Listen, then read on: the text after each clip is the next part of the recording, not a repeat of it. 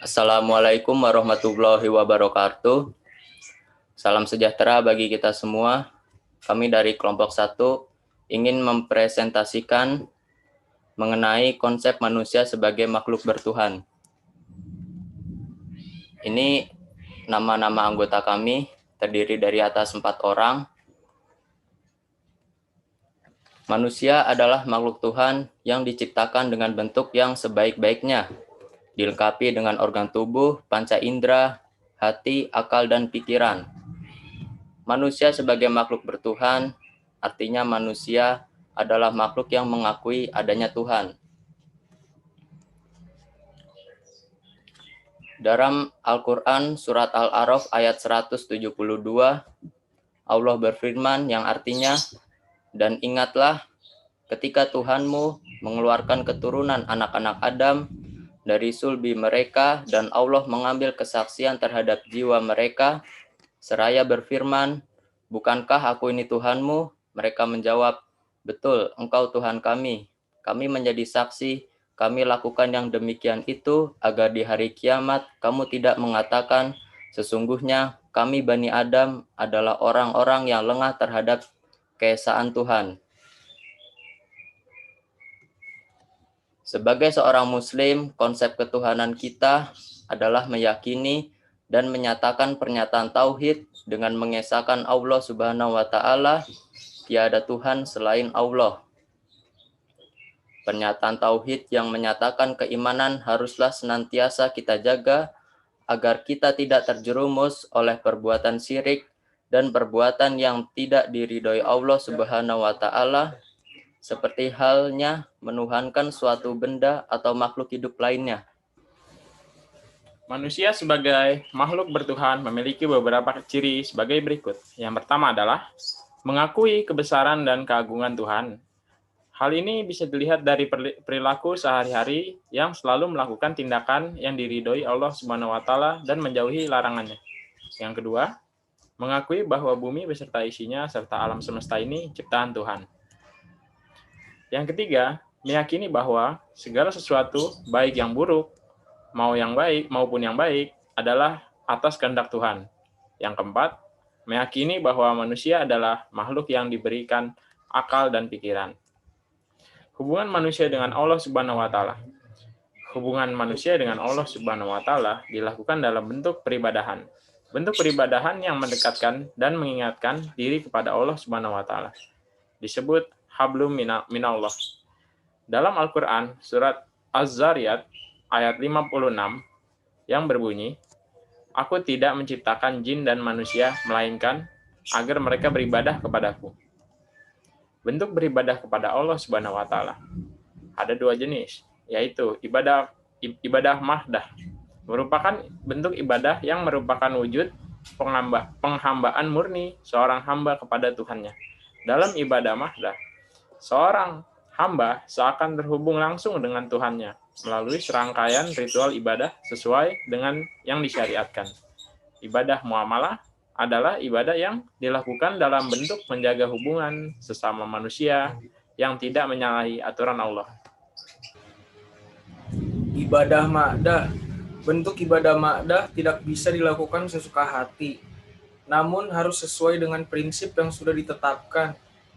Ada 4 prinsip yang perlu diperhatikan dan wajib dipenuhi dalam menjalankan ibadah ma'dah ini, yaitu 1. Keberadaannya sesuai dengan dalil atau perintah dari Allah. Suatu ibadah ma'dah hanya bisa dilakukan jika ada perintah untuk melakukannya, baik dalam Al-Quran ataupun Sunnah. Dan jika tidak ada dasar perintahnya, maka tidak boleh ditetapkan keberadaannya. 2. Tata cara pelaksanaannya harus sesuai dengan dicontohkan oleh Rasulullah SAW.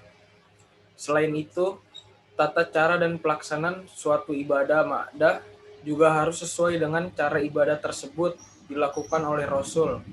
Tidak diizinkan adanya improvisasi atau mengada-ngada tata cara tersendiri.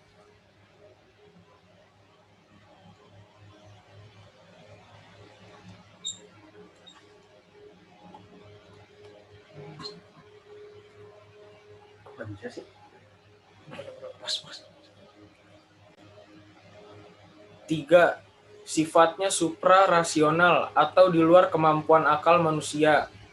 Ibadah ma'dah bukanlah ibadah yang berada dalam lingkup akal.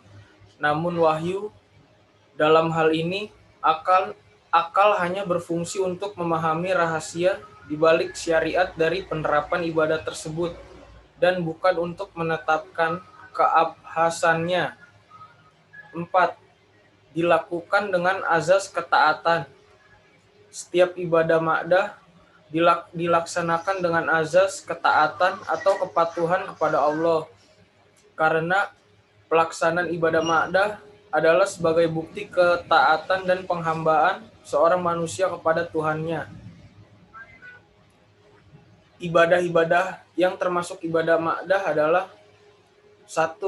Wudu, 2. Tayamum, 3. Mandi hadats, 4. Azan, 5. Ikamat, 6. Sholat, 7. Membaca Al-Quran, 8. Itikaf, 9. Puasa, 10. Haji, 11. Umroh, dan 12. Ta'ziz al-janajah. Ibadah muamalah. Muamalah diartikan sebagai hubungan antar manusia dengan manusia untuk saling membantu agar tercipta masyarakat yang harmonis. Hal ini sebagaimana yang tercantum dalam Al-Quran surat Al-Maidah ayat 2, yang artinya, dan tolong menolonglah kamu dalam mengerjakan kebajikan dan takwa, dan jangan tolong menolong dalam berbuat dosa dan pelanggaran. Secara umum, prinsip dalam ibadah muamalah adalah sebagai berikut. 1. Tidak melakukan jual beli barang yang haram. 2. Tidak menipu ataupun memanipulasi takaran, timbangan, dan kualitas barang. 3. Tidak melakukan suap, sogok, atau riswah. 4. Tidak melakukan kegiatan riba, termasuk bunga.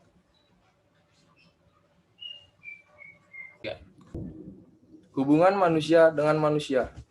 Hamlum minan nas adalah hubungan yang baik dengan manusia, yaitu hubungan yang mengatur manusia dengan makhluk yang lainnya dalam wujud amalia.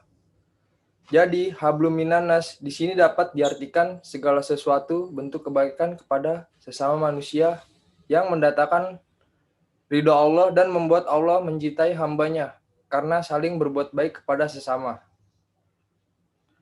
Surat An-Nisa ayat 36 yang artinya, sembahlah Allah dan janganlah kamu mempersekutukannya dengan sesuatu pun, dan berbuat baiklah kepada orang ibu bapak, karib, kerabat, anak-anak yatim, orang-orang miskin, tetangga yang dekat dan tetangga yang jauh, dan teman sejawat, Ibnu Sabil dan hamba sahayamu. Sesungguhnya Allah tidak menyukai orang-orang yang sombong dan membangga-banggakan diri. Hubungan manusia dengan alam. Alam bisa disebut juga dengan lingkungan yang tanpa kegiatan manusia. Allah Subhanahu wa Ta'ala telah berpesan kepada manusia agar menyukuri dengan sebaik-baiknya apa yang telah diberikan, terutama nikmat alam semesta ini. Allah Subhanahu wa Ta'ala telah menyediakan alam sebagai fasilitas yang luar biasa, berlimpahnya guna memenuhi manusia selaku khalifah di bumi ini. Alam memiliki pengaruh yang sangat besar terhadap manusia. Jika alam mengalami kerusakan seperti hutan menjadi gundul, penebangan hutan secara liar itu akan berdampak buruk atau negatif.